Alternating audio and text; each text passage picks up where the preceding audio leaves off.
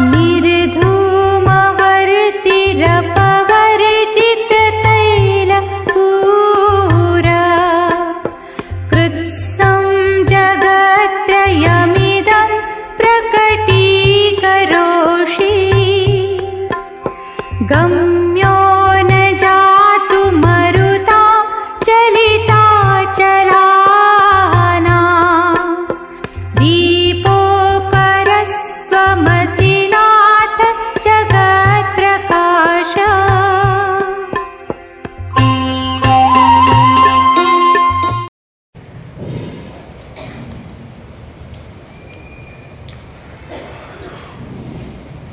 आदिमं पृथ्वीनाथ मादिमं निष्परिग्रहम् आदिमं तीर्थनाथश्च ऋषभ स्वामिने नमः ऋषभ स्वामिने नमः। युगादिदेव प्रभु ऋषभ की चरणों में भाव भरा वंदन। परम पूज्य युग प्रधान आचार्य श्री महाश्रवण जी के श्री चरणों में भाव भरा वंदन। समुपस्थित भक्तामर प्रवचन माला में सहभागी श्रावक श्राविकाएं, आचार्य मातु अपने इष्ट प्रथम जिनेन्द्र भगवान ऋषभ की भक्ति में डूबे हुए हैं और अपने प्रभु को श्रद्धा भक्ति के साथ स्मरण कर रहे हैं। अपनी भक्ति और प्रभु की वीतरागता इन दोनों को एक साथ आगे बढ़ा रहे हैं। प्रभु के गुणों का प्रकाश कर रहे हैं।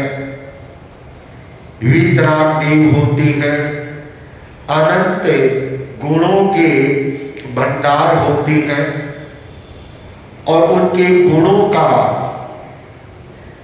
बड़ा सुंदर वर्णन भक्तामर स्तोत्र के माध्यम से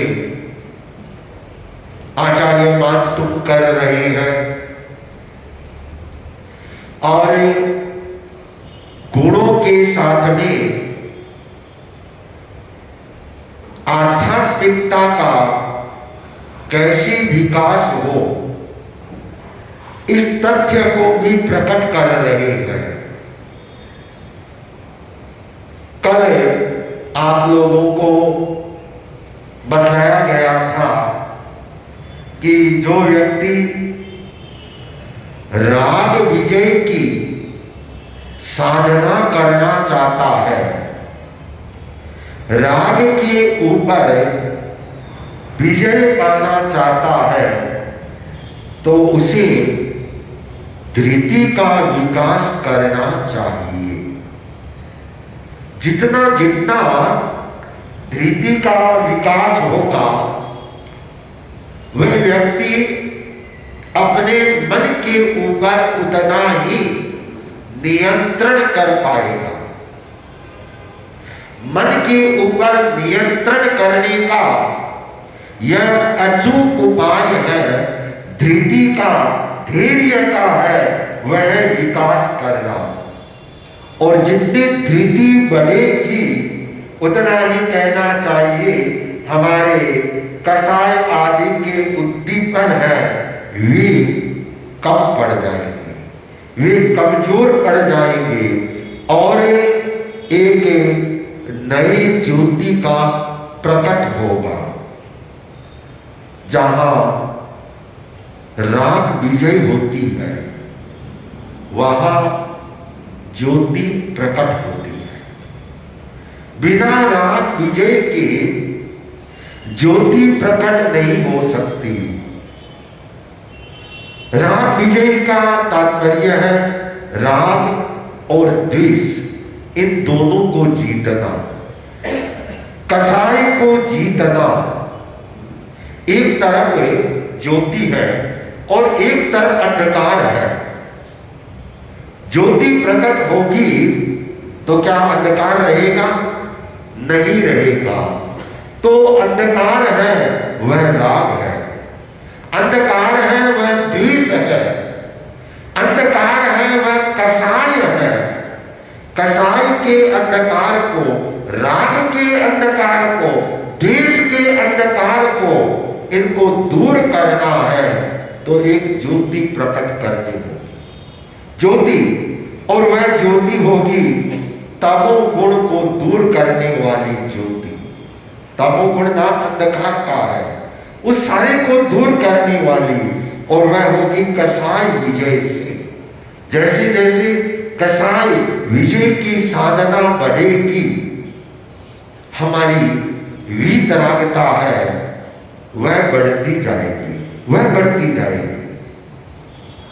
इस श्लोक में आचार्य मान तुम उल्लेख कर रहे हैं कि हे प्रभु आप ज्योतिर्मय हैं। ज्योतिर्मय, यह ज्योतिर्मय शब्द हम बहुतवार काम में लेते हैं। आप ज्योतिर्मय है, प्रकाशमय है। प्रकाश और ज्योति का अपना अस्तित्व होता है, अपना मूल्य होता है।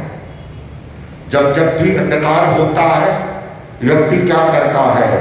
प्रकाश करता है। उस युग में दीपक का प्रकाश किया जाता था। अंधेरा हो गया तो क्या करे कि दिया है, दीपक जला दो, और दीपक जलाने से प्रकाश हो जाएगा। आचार्य मान तुम कहते हैं आप प्रकाश दीप है, प्रकाश दीप है, लेकिन यह मिट्टी का दीपक नहीं है। आप जो प्रकाश दीप है, इस मिट्टी के दीप तो आपके सामने ठहर ही नहीं पाता है, टिक ही नहीं पाता है। मिट्टी का दीपक है वह तो एक सामान्य दीपक है, वह तो सामान्य सा प्रकाश करता है। आप तो अलौकिक है, अलौकिक है। उस प्रकाश में, दीपक के प्रकाश में बहुत अंतर है। हम देखें, दीपक जलाने के लिए आप गिनते जाए, दीपक जलाने के लिए क्या चाहिए? सबसे पहले दीप चाहिए, दीप चाहिए। दूसरा बाती चाहिए।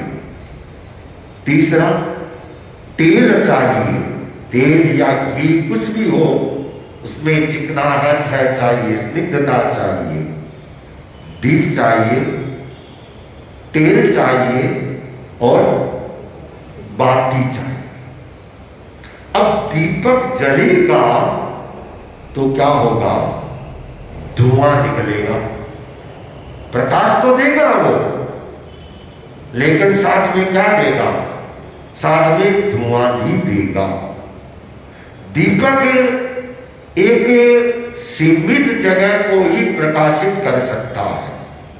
जहां दिया जलता है, दीपक जलता है, उस परिपार्श्व में उसका प्रकाश रहेगा। ऐसा नहीं होता कि दिया यहां पर जलाया जाए और उसका प्रकाश नीचे की मंजिल तक भी चला जाए, या पास के रूम तक चला जाए, या इधर के मकान तक चला जाए। ऐसा नहीं हो सकता, ऐसा नहीं होता है।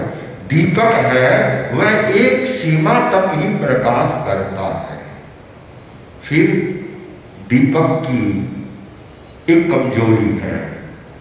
एक हवा का झोंका आया और दीपक क्या होता है, बड़ा हो जाता है। बुझ जाना तो कम कहते हैं कि दीपक बड़ा हो गया। ये दीपक की ये कमी है। तो आचार्य मातुक कह रहे हैं, प्रभु मैं ऐसे दीपक के साथ आपकी तुलना कैसे करूं? उस दीपक में तो ये चाहिए और उस दीपक में ये कमी है। आप तो विलक्षण दीपक है, आप तो अपूर्व दीपक है। अपूर्व एक शब्द है अपूर्व। अपूर्व का अर्थ होता है जो ऐसा पहले नहीं हुआ, या अपूर्व वह है जो पर ब्रह्म कहलाता है। आप तो अपूर्व है, पर ब्रह्म है, आप अद्भुत है। इसलिए आचार्य मानतुम ने इस श्लोक में उल्लेख किया है अपवर्जित।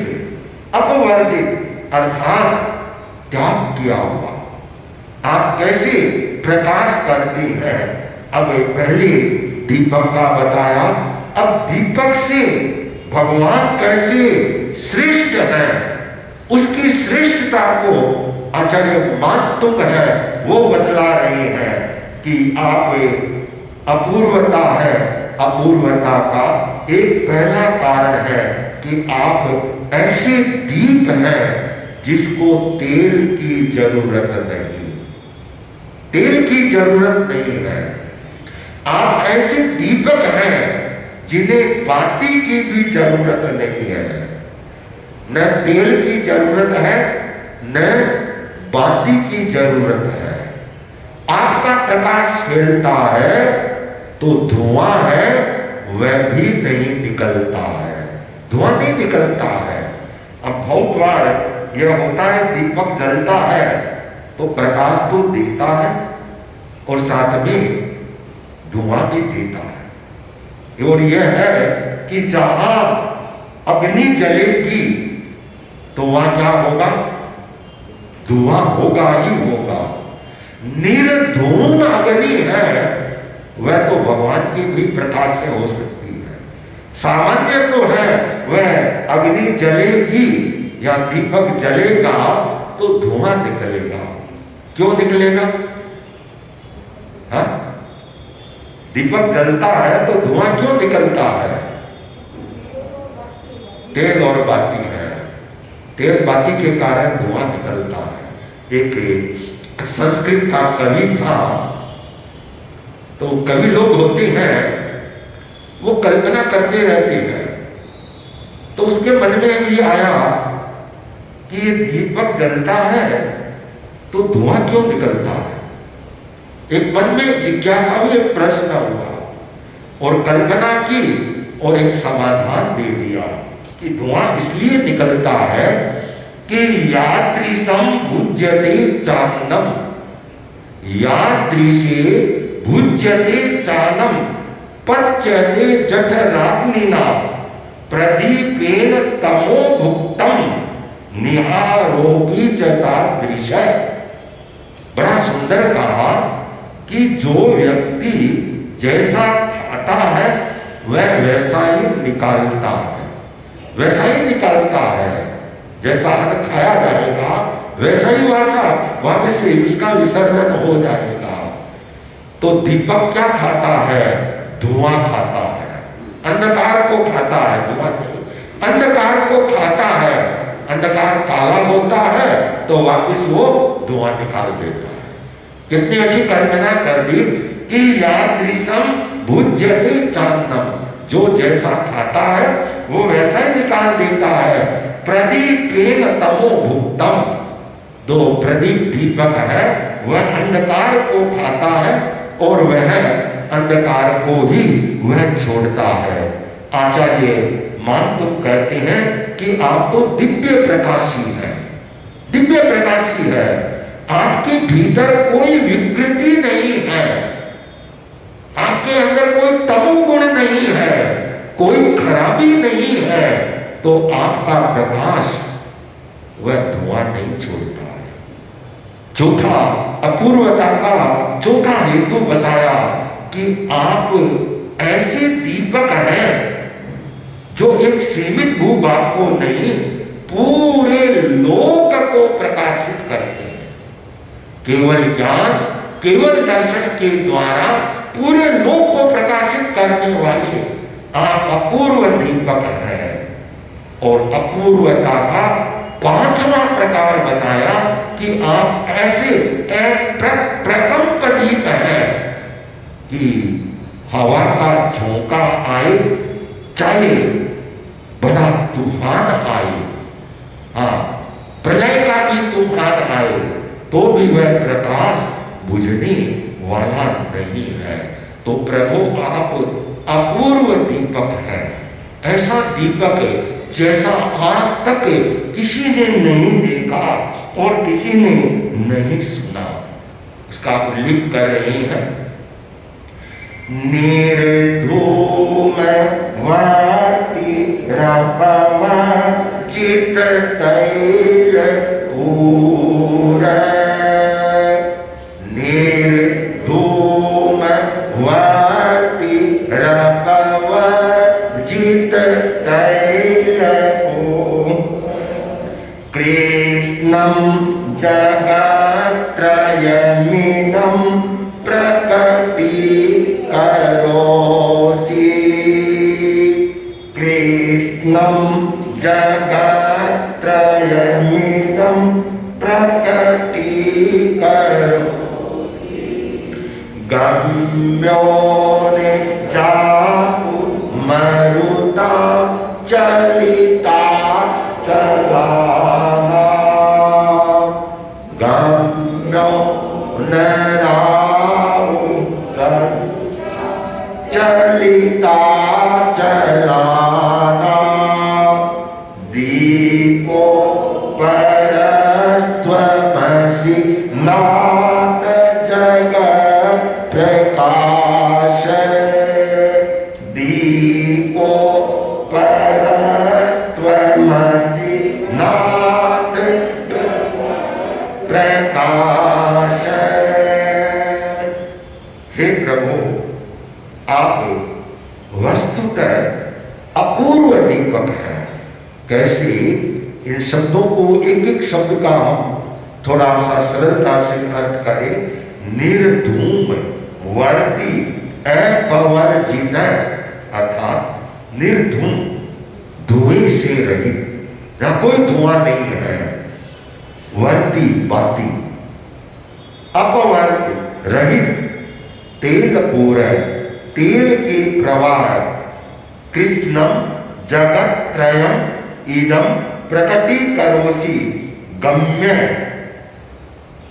प्रकटीकरोषि, कृष्णम, कृष्णम शब्द का अर्थ है संपूर्ण, जगत त्रयम तीन लोक, तीनों ही लोक, इदम इन प्रकटीकरोषि प्रकाशित करते हो, गम्य, गम्य विषय न नहीं, जातु कदाचित, मरुता हवा, मरुता हवा का है, चलित प्रकंपित, जो तेज हवा चलती है, मरुता तूफान आते हैं, जैसे कल बताया कल्पांत काल प्रलय के तूफान आते हैं, जो अभी तूफान आ रहे हैं वो कुछ भी नहीं है। मरुतां चलित अचलादान, अर्थात हवा प्रकंपित पर्वतों को दीपक अपर अपूर्व त्वम तुम असि हो नाथ, हे स्वामी जगत प्रकाश, जगत को प्रकाशित करने वाले। इसे श्लोक का हम शब्दार्थ के साथ भावार्थ निकाले तो इस प्रकार हो सकता है, हे नाथ, आप समस्त संसार को प्रकाशित करने वाले अनोखे दीपक हैं, अद्भुत दीपक हैं। क्योंकि अन्य दीपक तेल की सहायता से प्रकाश करते हैं, पर आप बिना किसी की सहायता के ज्ञान का प्रकाश फैलाते हैं। अन्य दीपक हवा से नष्ट हो जाती हैं, परंतु आप अविनाशी हैं। अन्य दीपक थोड़ी सी जगह को प्रकाशित करते हैं, परंतु आप समस्त लोक को प्रकाशित करने वाले हैं। हे स्वयं पर प्रकाशी अपूर्व दीपक, आप इस लौकिक दीप से सर्वथा भिन्न है, एक अलौकिक दीपक है। अन्य दीपक की बाती से धुआं निकलता रहता है, आपकी वर्ती मार्ग है वह निर्धूम है, अर्थात वह एकदम पाप रहित है। इन श्लोकों में आचार्य मानतुंग ने एक अध्यात्म की आभ्यंतर शक्ति का है वह उद्घाटन किया है, उद्भावन किया है। आचार्य मानतुंग कह रहे हैं कि धृति, राग विजय, अविचलन, कसाय विजय, ये इन श्लोकों में ये संदेश दिया गया है। एक तरह से प्रकाश का यह अमर संदेश है। जो अविचलन की साधना करना चाहता है, अपने मन को अपने वश में करना चाहता है, उसके लिए ये श्लोक है वो प्रकाश स्तंभ का कार्य कर सकती है। जिन्हें आध्यात्मिकता का विकास करना हो या इंट्यूशन पावर, अंतर चेतना, अंतर्दृष्टि का जिन्हें जागरण करना हो, उनके लिए यह श्लोक एक पवित्र ज्योति का कार्य कर सकती है और वह भक्तामर का साधक अपने अंतःकरण में है ऐसी पवित्र ज्योति है वह जला सकता है। यह भक्तामर स्तोत्र का 16वां काव्य 16वें श्लोक का ये शब्दार्थ और भावार्थ बतलाया गया।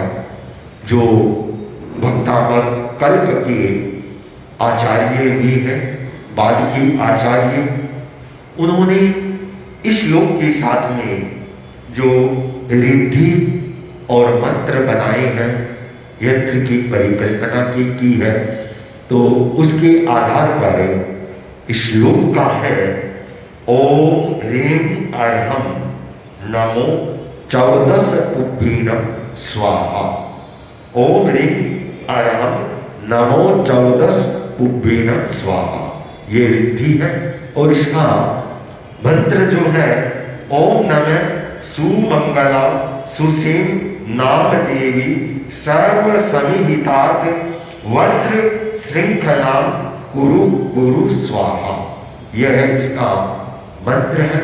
इसकी हरे रंग के साथ में विशेष साधना की जाती है, तो लौकिक दृष्टि से वह प्रतिपक्ष पर या राज दरबार आदि में सम्मान आदि को प्राप्त कर सकता है।